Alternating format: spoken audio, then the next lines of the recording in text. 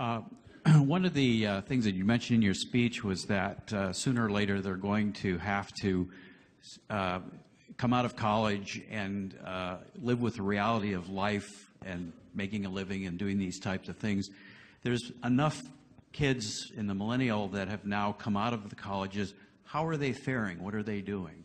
I mean, they're faring poorly. They're shocked. I mean, they're kids who are now suing their colleges. This is an actual lawsuit. Suing their colleges because they're saying, I was promised a job, I was promised an income after I come out of here.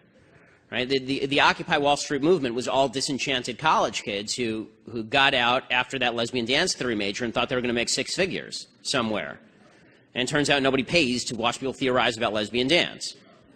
So, you know, so they end up, you know, going and living in tents in Central Park and pooping on themselves. Life is a rough teacher. What the left has tried to do is extend kind of the period of adolescence indefinitely, right? So now you're 26 and you're on your parents' health care.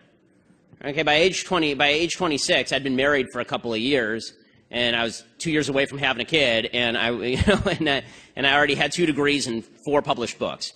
You know, it turns, and by the way, that's actually, I'm not even a success story if you go back 50 years, right? 50 years by the age of 26, you were supposed to be fully ensconced in your job. You're supposed to have like 3 kids by that point.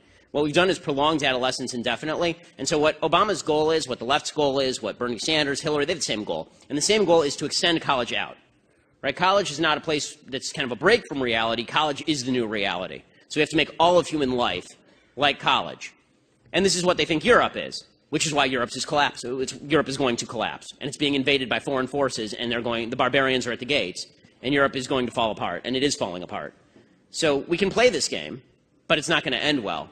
And the problem is that because the education is so poor, instead of reacting against their teachers at college who told them everything was going to be hunky-dory, instead of having the kind of all quiet on the Western Front moment, you know, where the former student goes back to his classroom after World War I, he's in the middle of World War I, he goes back and he yells at his professor and he says, you're telling all these kids the wrong thing. You're telling them that war is awesome. Instead of them going back and yelling at their professors, they say, no, it just shows my professor was right because society is unjust. Right? The lack of my $100,000 salary, that's because society is mean, and so we have to transform the society. And that's why young people, again, 40% back speech codes in American life. This is why I think the last poll was nearing or over 40% of young people are okay with socialism, like the actual socialism. Because they don't know anything. They've been taught stupidity, and how they feel is all that matters. I mean, there's a video that's going around the internet getting all sorts of play about income inequality. Income inequality is the stupidest issue. Income inequality means nothing, right? I mean, I have a lot of income inequality with Bill Gates, but I'm doing pretty well, and I don't care that Bill Gates is doing really well. The only thing we should all care about is that there are poor people. We should figure out how poor people can do better, not how to make Bill Gates less rich. But this video is going around and saying, here's a poll of what Americans think the wealth distribution should look like, and here is what the wealth distribution actually looks like. And I watched this video in bewilderment, and young people love it. And I watched this video in bewilderment saying, who told you that you get to tell the universe how wealth is distributed? Right? Who told you that you have a moral say as to how wealth is distributed? It's immoral, it's evil, it's wrong. You're going to have to steal people's labor from them. But people are not told this, and so they think that their own subjective vision of what reality should look like should govern what reality actually looks like, and it's only later, after 80 years of communist failure, that they realize, oh, that, and hundreds of millions of people dead, that they realize, oh, that was a bad idea. What I said about income inequality is a few things. Number one, the idea that the people who are very, very rich somehow stole from the people who are very, very poor, and that's why they're very, very rich is stupid. Poor people are poor and don't have lots of money to steal. Okay, so the idea that Bill Gates got rich by ripping off a bunch of homeless people.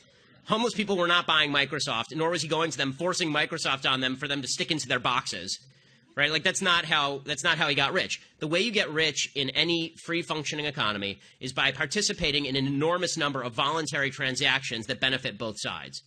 You should care about the question of poverty. You shouldn't care about the question of income inequality. You should care about how do we make poor people rich, not how do we make rich people poorer so that everybody's at the same level. Because that's just you being jealous. That's just you not liking the guy's house next door because it's bigger than your house. And look at that, he has a big house, I have a smaller house, maybe I'll just go rob his place. Right? That's not moral, and it's not decent, and it's also not true. The fact is that while the left decries income inequality, the evils of capitalism, since 1994, the world extreme poverty rate has been sliced in half by increased capitalism and by free markets. Right? I mean, the free markets that are now being bashed left and right, those free markets are the greatest innovation in the history of humanity when it comes to the economy. It's why you have nice stuff. It's why you're not sitting in your backyard right now crafting your own handmade tie from a sheep that you had to shear yourself. I mean, I thought there's a great thing. I mean, just there's a little bit of a caveat on trade. I thought my favorite story of the last few months, there was some guy who decided that he wanted to make himself a BLT and see how much it costs to make the whole thing himself, right? Like from scratch. So he actually went and he bought a cow, and then he like killed the cow, and he went out and he got a pig, and he went out and he milked and made the cheese. He went out and he grew some wheat, and then he milled it, right? This whole thing, it cost him $1,600 to make a BLT, and it took him 6 months. Right? You can go down to your local restaurant and get a BLT for $5 because of global trade and because freedom of income. And the fact is that when people talk about income inequality, what they're really saying is they don't understand how money works. They think that if there's two people in a room, one person with $5, one person with $1, the person with 5 stole from the person with 1. It doesn't ask the question, how did the person get poor? The reality is, if you don't want to be permanently poor in America, it's very, very easy. The Brookings Institute, which is a left-leaning institute, they say you only have to do 3 things. Graduate high school, don't have babies out of wedlock, get a job. That's it. Those are the 3 things. 75% of the people who do those 3 things will end up in the middle class. Not just not poor, in the middle class. Only 2% of people who do those 3 things end up permanently poor in the United States. So the idea that it's the rich people keeping the poor people down, and they're doing it for their own pleasure, their own sick pleasure. Bill Gates says, for sport, he shoots poor people from the balcony of his mansion. It's asinine in every conceivable way. And it's so funny. I did a debate on National Geographic that never aired. It never aired because it was brutal. And it was me against 3, which made it almost fair for them. And it was like Van Jones, and I think Van Jones was on the other side, and some professor from NYU. And it was exactly on this topic. And I said to them, are you proposing that we actually just kill the rich people and redistribute their money? And they said no. And I said to them, why are you talking about the rich people? What did they do? And they didn't have an answer because they don't know what the rich people did. They just know they want their cash. The idea that income inequality is correlated in any way with overall poverty is really silly. There are countries with really high income inequality and very low overall poverty. That's like the United States. There are countries with 0 income inequality, Sudan, and nobody has anything. Right? So the idea that the differential is the statistic that matters, it doesn't. The fact is, in the United States, 9 out of 10 Americans are living above the global middle income standard. Right? Everybody in the United States is rich by global standards. And you want to get rid of the income inequality by destroying that, good luck to you. Fact number 1, transgender is not a disease. This is not my opinion. This is facts from the World Health Organization and the American Psychologists Association. Just like gay people don't have a disease. Fact number 2, rich kids stay rich, poor kids stay poor. Out of 1,800 billionaires in the world, 12 of them are black. Where you come from, where you grow up, how much your parents earn, whether your parents were married plays a major role in determining where you is there a question mark at the end? Fact number 3, I would just like to remind you that hate speech is not free speech. Yes, it is. And my question is, since facts don't care about your feelings, why did you use false facts? Okay, so none of the facts that I used are false. First of all, yes. No, okay, first of all, would you like the answer? Okay, so the 3 facts you mentioned, you talked about transgenderism. First of all, until 5 minutes ago, the DSM specifically defined transgenderism as a disorder. It defined it as gender identity disorder, now calls it gender dysmorphia, which doesn't even make sense. It says that depression is the actual problem, not the actual gender disorder, which again does not explain why the transgender suicide rate is upward of 40%, and the actual suicide rate for the rest of the American population is lower than 3%. Okay, so that's number 1. Number 2, you talked about income inequality, and you suggested that all wealth is inherited. This is nonsense. According to the IRS statistics, if you are born into the bottom 20% of wage earners in the United States, you will not be one of the bottom 20% of wage earners in the United States. 90% of people will not be within 15 years. There's tremendous wage mobility in the United States of America. Plus, there is not a group of people who just sit at the very top and stay there. People move up and down, in and out of the 1%.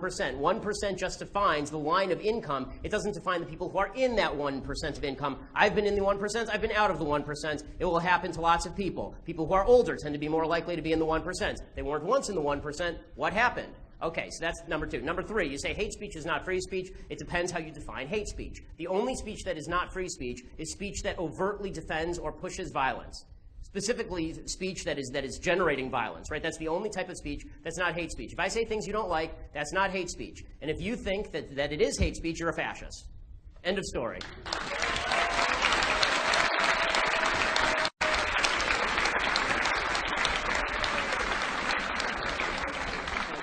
Possibly better to redistribute wealth then so that others are able to rise up, join the middle class, procure a better education so that they're a better workforce fleet on a global scale. Redistribution of wealth does not achieve competition, because it turns out that what actually achieves competition is the sort of values that you impose in your work life. This is why if you have a bunch of people who win the lottery, disproportionately people who are poor and win the lottery end up poor again. The reason people are permanently poor in the United States is not because they don't have money, it's because they suck with money. The reason people are temporarily poor is because they don't have money. The reason they're permanently poor, okay, this is self-evident, folks, that's not even controversial. If you're poor in America your entire life, you are not great with money by definition. Okay, if you are, name me one person in America who's phenomenal with money, but is poor for 80 years in the United States. Anybody? Names? Anyone? Okay, military veterans. Okay, military. Okay. Test. I'm sorry, Mr. Shapiro. Yeah, I'm at a point right now, quite frankly, where I'm going to dismiss the students. I know there are other questions that would like to be asked.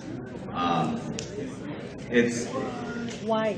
With all due respect, Mr. Shapiro, Mr. Shapiro represents a narrative that he's providing to all of you guys based off of his opinions, what he believes, and what he wants to share with all of you. I know that the education was there for all of you to understand left side, right side, whatnot, but also the opportunity was allowed for him to impress upon you some of his opinions about certain things. And I think the lesson was there for me to understand and also for all of you to understand. I think what this is getting into now is it's starting to cross the line. And what would that line be? Why are they crossing the line? I don't see nothing wrong. There's nothing wrong. let me ask this You're question. the one who's crossing the line. Let me ask this question. If, for those students who would like to be dismissed, I'm allowing you to go ahead and do so at this time. For those of you who would like to continue to listen, you can remain and listen to Mr. Shapiro and also the information.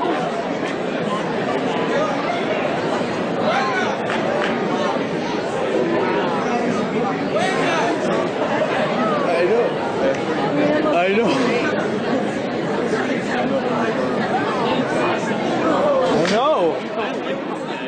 I'm telling you, it's hard. Keep on asking questions. I'm gonna get the mic.